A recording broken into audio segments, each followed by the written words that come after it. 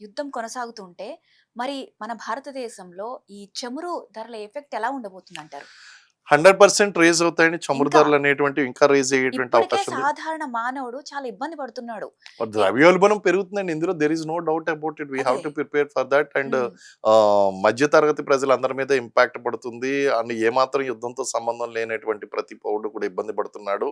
కాబట్టి రవాణా దీని ఛార్జీలు యొక్క పెరిగినాయి. రవాణా ఛార్జ్ దానివల్ల అన్ని స్టాక్ అత్యవసర మార్కెట్లు కూలిపోయినాయండి. నిత్యావసర వస్తువుల ధరలు పెరిగిపోతున్నాయి. ఇంకా పెరగొచ్చంటారు. అవును, ఇంకా పెరుగుతది. అలాగే స్టాక్ మార్కెట్లు కూలిపోతున్నాయి కదా! హ్మ్.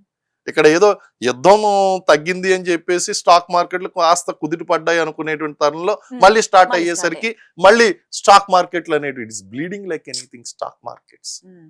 ఒక్క భారతదేశంలోనే కాదు, ప్రపంచ దేశాల స్టాక్ మార్కెట్లు అన్ని కూలిపోతున్నాయి. లేకపోతే బంగారం విషయం చెప్పమంటారా? ఆ హ్మ్. బంగారానికి ఏం జరుగుతుందో తెలియట్లేదు కానీ ఆ బంగారం అనేటువంటి రోజు రోజుకి పెరుగుతుంది. పెరిగిపోతుంది. సిల్వర్ పెరిగిపోతుంది.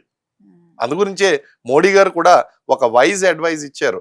Don't invest your valuable money in gold. ఎందుకంటే అది స్టాక్ అయిపోతుంది. గోల్డ్ అవును. ఇప్పుడు గోల్డ్ కొనుక్కున్న తర్వాత తీసుకొస్తావు, ఏం చేస్తావు? గోల్డ్ తీసుకొచ్చి జాగ్రత్తగా బీరువాలో దాచుకుంటావు, అంతే. లాకర్లో దాచుకుంటావు. హ్మ్. సో అదే గనక మీరు ఎకనామిక్ యాక్టివ్లో పెట్టుకుంటే మనీ సర్క్యులేషన్ అనేటువంటిది కొంచెం పెరిగితే ఆ హ్మ్. మనీ సర్క్యులేషన్ వలన ఈ పెరుగుతున్నటువంటి ద్రవ్యోల్బణానికి కానీ లేకపోతే ఆ ఆగిపోతున్నటువంటి ప్రొడక్షన్కి కానీ కొంత సమాధానం అనేటువంటి దొరుకుతుంది అనేటువంటి ఉద్దేశంతో చెప్పడం జరిగిందండి.